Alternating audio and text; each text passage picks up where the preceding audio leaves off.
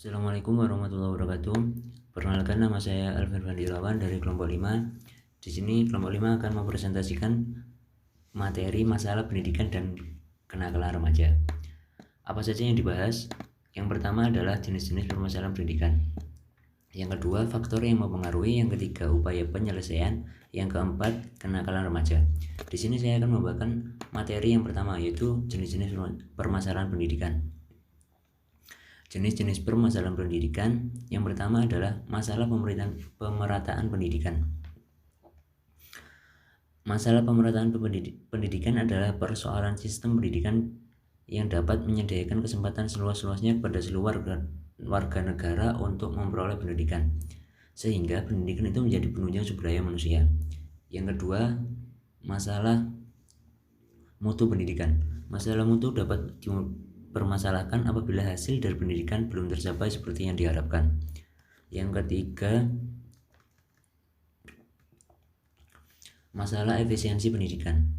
Mempersoalkan bagaimana suatu sistem pendidikan mendayagunakan sumber daya yang ada untuk mencapai tujuan pendidikan. Apabila penggunaan hemat dan tepat sasaran dikatakan efisiensinya tinggi. Yang keempat, masalah relevansi pendidikan. Masalah relevansi pendidikan mencakup sejauh mana sistem pendidikan menghasilkan iuran yang sesuai dengan kebutuhan pembangunan, yaitu masalah-masalah seperti yang digambarkan dalam rumusan tujuan pendidikan nasional. Jadi, apabila sistem pendidikan menghasilkan iuran yang dapat mengisi semua sektor pembangunan yang aktual maupun potensial dengan memenuhi kriteria yang dipersyaratkan oleh lapangan kerja, maka relevansi pendidikan dianggap tinggi. Yang pertama ada perkembangan iptek dan seni, yang kedua laju pertumbuhan penduduk, yang ketiga aspirasi masyarakat, dan yang keempat keterbelakangan budaya dan sarana kehidupan. Upaya penyelesaian. Cara konvensional dapat dilakukan dengan membangun gedung sekolah seperti SD, impres, atau ruang belajar, dan menggunakan gedung sekolah untuk double shift atau sistem pergantian pagi dan sore. Cara inovatif dapat dilakukan dengan cara pamong atau pendidikan oleh masyarakat, orang tua, dan guru. Sistem guru kunjung, kejar paket A dan B.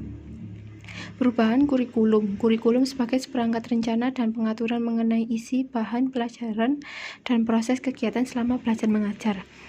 Pengelolaan pendidikan di dalamnya meliputi kegiatan perencanaan, pengorganisasian, pengarahan, pengawasan, dan pengembangan. Seleksi yang lebih rasional terhadap masukan luar, khususnya untuk SLTA dan PT. Pengembangan prasarana yang menciptakan lingkungan yang tentram untuk belajar. Penyempurnaan sarana belajar seperti buku paket, media pembelajaran, dan peralatan laboratorium. Peningkatan administrasi manajemen khususnya yang mengenai anggaran. Yang terakhir, kegiatan pengendalian mutu yang berupa kegiatan-kegiatan. Saya Kawira Fitria akan menjelaskan mengenai kenakalan remaja. Kenakalan remaja merupakan tindakan penyimpangan norma yang dilakukan oleh remaja yang dapat mempengaruhi pendidikan di Indonesia.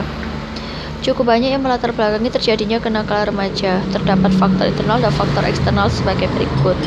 Faktor internal yaitu krisis identitas, kontrol diri yang lemah. Dan faktor eksternal meliputi kurangnya perhatian dari orang tua, kurangnya pemahaman agama, pengaruh dari lingkungan dan tempat pendidikan. Demikian presentasi dari kelompok kami. Semoga dapat bermanfaat. Wassalamualaikum warahmatullahi wabarakatuh.